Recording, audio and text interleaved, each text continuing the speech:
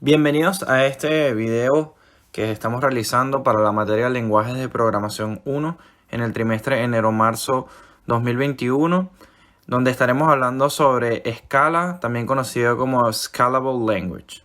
Esta presentación será realizada por mi compañero Amin Arriaga y mi persona, Manuel Farías. Aquí pueden encontrar nuestras direcciones de correo electrónico por si acaso algún profesor necesita enviarnos la nota de este video.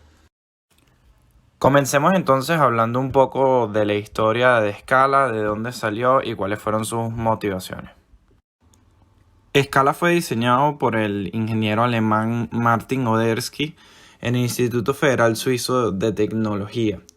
Martin Odersky trabajó anteriormente en la implementación de generics en Java y también el compilador JavaC, comúnmente utilizado en las distribuciones de Linux y Unix. Se comenzó su diseño en el año 2001 y fue lanzado en 2004. Parte de las motivaciones que llevaron a Odersky a diseñar Scala era solventar varias de las críticas que tenía ya en aquel momento. La primera y la principal fue las limitaciones que él tuvo como implementador en la parte de generics de Java. También se destacan el manejo de enteros sin signo que Java no soporta, los problemas de eficiencia que tenía en las primeras versiones. Quizás en la actualidad estos ya han sido solventados. En realidad Java es actualmente un lenguaje bastante rápido, pero en el año 2001, cuando Odersky comenzó a diseñar Scala, seguía siendo un problema en Java la eficiencia. Y adicionalmente, era la implementación de mecanismos de paralelismo más fácilmente, porque ya era bastante complicado para aquel momento, y de ahí nace el nombre del lenguaje, que es conocido como Scala, pero la abreviatura de las palabras es Scalable Language. Él quería que se pudiesen hacer grandes procesamientos de datos de manera que los sistemas pudiesen escalar. Ahora hablaremos del alcance y las asociaciones que presenta Scala, cómo funcionan a nivel de implementación del lenguaje. Scala presenta un alcance estático, igual que la mayoría de los lenguajes de programación que conocemos hoy en día, y aplica la regla del bloque de alcance más cercano. Aquí en el ejemplo podemos ver un fragmento de código de Scala donde vamos a ver cómo funciona el alcance. Para el paquete P, en su definición, tenía una X, la X mayúscula, que cuando se instancia este paquete, cuando abrimos las llaves, ya esa definición de X está en el alcance. Luego importamos console y con el wildcard de underscore estamos importando todos los nombres que están dentro del paquete console, que en este caso el que nos va a ser de utilidad es println. ¿Okay? Luego abrimos el bloque de código object y ahí lo primero que vamos a hacer es imprimir X. Esa X refiere a la X que fue importada con el paquete P. Luego abrimos otro bloque de código que lo llamamos locally. En Scala podemos anidar este tipo de bloques de código y hacemos uso de import Q con el wildcard underscore. Luego más adelante vamos a estar hablando sobre los módulos y vamos a ver cuáles son las diferencias, sobre todo con Java, que es donde Scala está inspirado. Luego en la línea 7 hacemos impresión de X y esa X va a empezar a referir a Q.X, porque en la línea anterior importamos X y eso digamos que desapareció del alcance a la X que está definida en P. Luego, si importamos X mayúscula punto underscore, estamos importando todo lo que está dentro de X. Pero ¿cuál es esa X? Esa X es la que está en Q.X. ¿Ok? Luego, cuando en la línea 9 imprimimos X minúscula, estamos apuntando a Q.X minúscula, ya que la instrucción de import de la línea 8 nos está creando el nombre X minúscula. Luego abrimos nuevamente otro bloque de código y inicializamos la variable x con el valor 3. En la línea 2 imprimimos x y esa x va a referir a esa constante 3, ya que esta opacó el valor que traía del import que hicimos en la línea número 8. Luego abrimos nuevamente otro bloque de código, importamos q.x mayúscula ._, haciendo visibles en el alcance todos los nombres que están dentro de x. Y aquí la línea está comentada porque esto haría un error de compilación, pero cuando intentamos imprimir x minúscula hay una ambigüedad, porque en el nivel local x puede ser el valor de la x que definimos en el bloque anterior o en la que fue importada por esa x. Luego en la línea 16 importamos x.y, diciendo explícitamente cuál es el paquete que queremos, el nombre que queremos, y hacemos print en la línea 17 de esa y, que claramente refiere a q.x mayúscula .y. Finalmente abriremos otro bloque de código. Definimos la variable x minúscula igual a abc, importamos p.x mayúscula ._, donde aquí vamos a tener el nombre x minúscula, y en la línea 21 nuevamente está comentada porque daría un error de compilación. Vemos que no podemos imprimir y porque y fue importada dos veces, en el statement del bloque anterior que decía x.y minúscula y cuando lo importamos de nuevo en p.x mayúscula .y.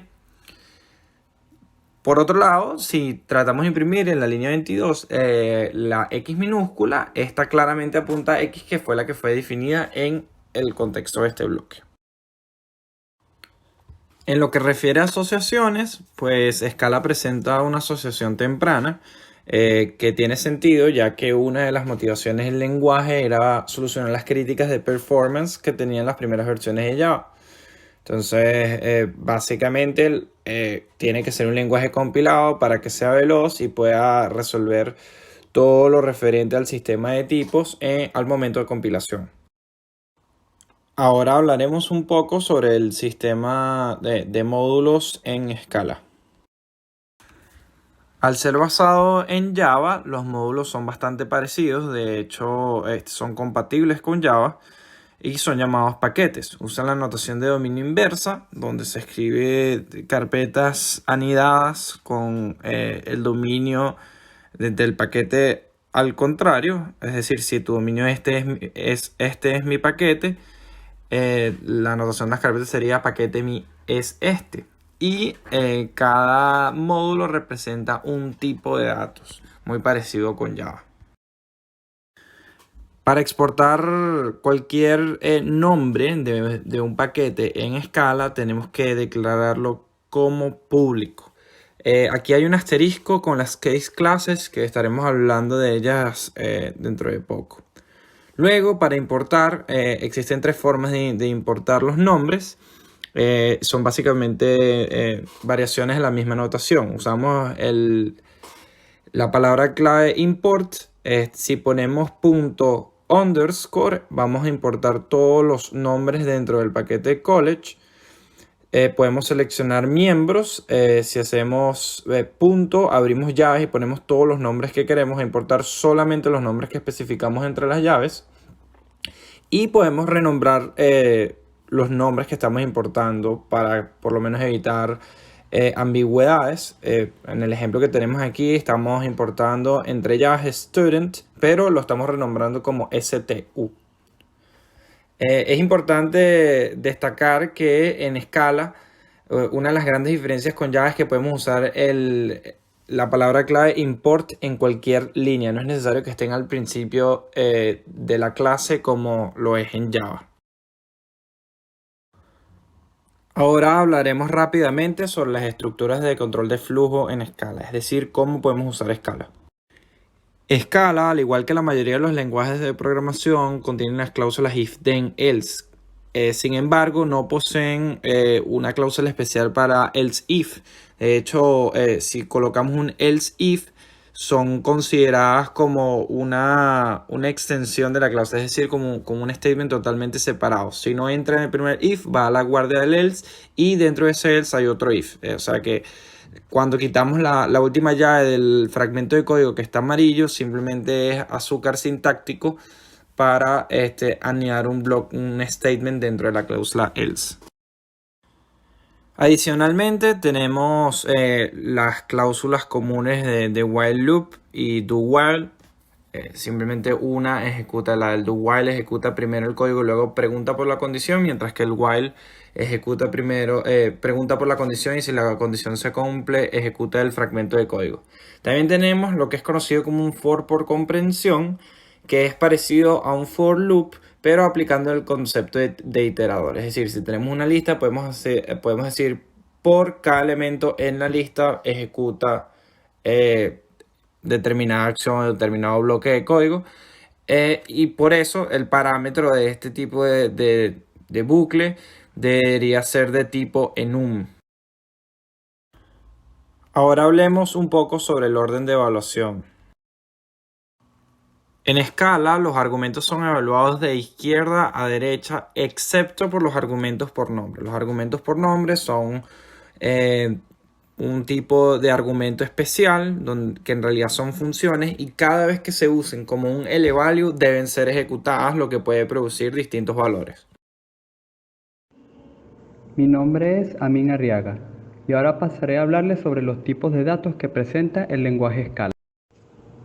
En Scala, todos los valores son instancias de alguna clase, desde los enteros hasta las funciones.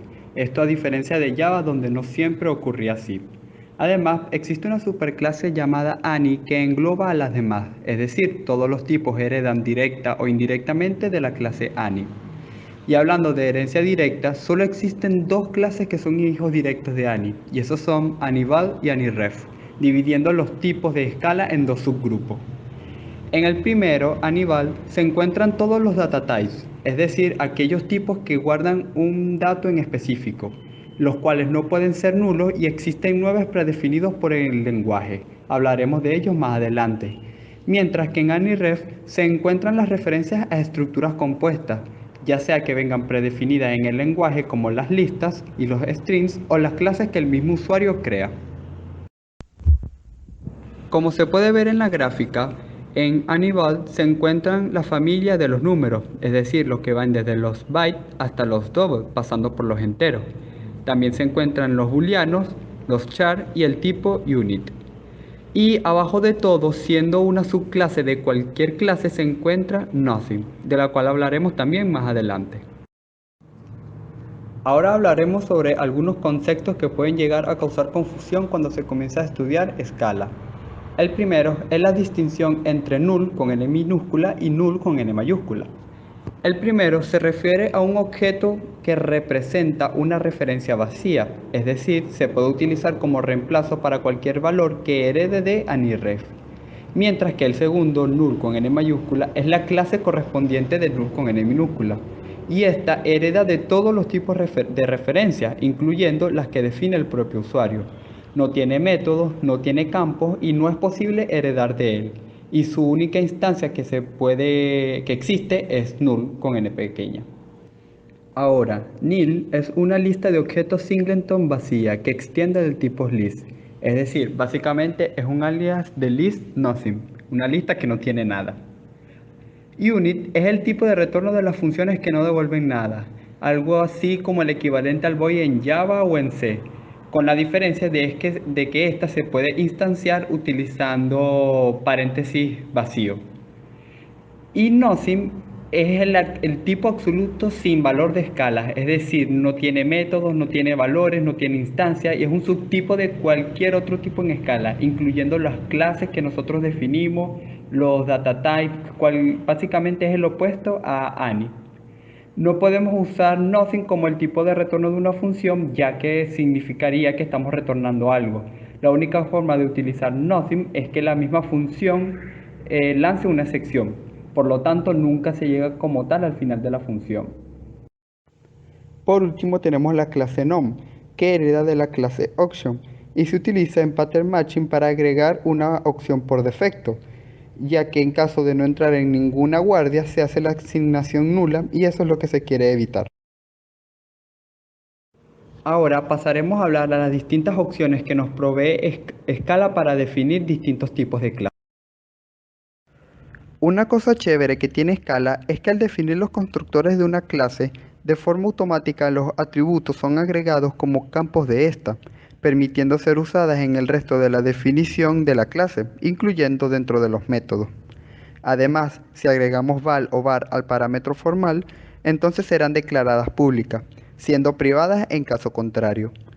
Las nociones de val y var son tal cual las vistas en clases durante el estudio de Kotlin, así que no nos detendremos en explicar su funcionamiento. También se le pueden agregar valores por defecto a los parámetros, de la misma forma que en algunos lenguajes como Python. Esto nos evita tener que crear múltiples constructores para distinta cantidad y tipos de parámetros. Incluso podemos pasar los argumentos indicando el nombre de estos junto a su valor, tal cual como un diccionario. Así no necesitamos saber el orden en el que dichos parámetros deben ser pasados. Ahora, los traits son equivalentes a las interfaces de Java, es decir, pueden tener algunas implementaciones por defecto o tener alguna firma sin implementaciones y no pueden ser instanciadas pero sí extendidas por otras clases u objetos. Scala también presenta el concepto de case class, los cuales son clases usadas para representar datos inmutables, algo así como el data class de Kotlin, pero sin poder modificar sus datos. Los parámetros son declarados val y public por defecto y es posible comparar dos case class por su estructura en lugar de su referencia. Esto debido a que el compilador crea por nosotros los métodos toString, hashcode e equals que nos permiten hacer dicha comparación. Ahora, los objects son clases que solo pueden tener una instancia, precisamente la que es creada durante su definición. Este concepto también fue tratado durante el estudio de Kotlin. Algo interesante que tienen los objects es que si creamos un objeto con el mismo nombre de una clase, esta se convierte en el companion object de esa clase y la clase se convierte en el companion class de ese objeto. También existen las clases genéricas, las cuales no son un tipo de clase como tal, sino todas aquellas clases tal que alguno de sus parámetros es un tipo indefinido. Dicho tipo podrá ser usado en el resto de la definición de la clase mientras sea consistente. Las clases abstractas son tal cual las conocemos, así que no nos detendremos mucho en su definición. Sin embargo, algo interesante que presentan es que ellas, junto a los traits, pueden definir tipos abstractos dentro de ella. Es decir, no son como las clases genéricas que tienen un tipo como parámetro indefinido, sino que ellas mismas crean un tipo indefinido que utilizarán en el resto de su estructura. Las implementaciones finales de esta clase son las que se encargarán de colocar el tipo real. Además, Scala nos permite usar la estructura mixin fácilmente, es decir, que una clase extienda de otra sin tener que heredarla.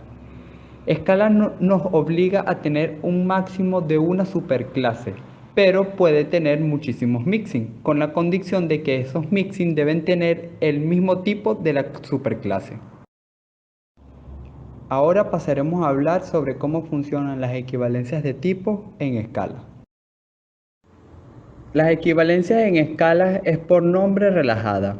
Por nombre, ya que dos clases distintas no son equivalentes aunque tengan exactamente la misma estructura.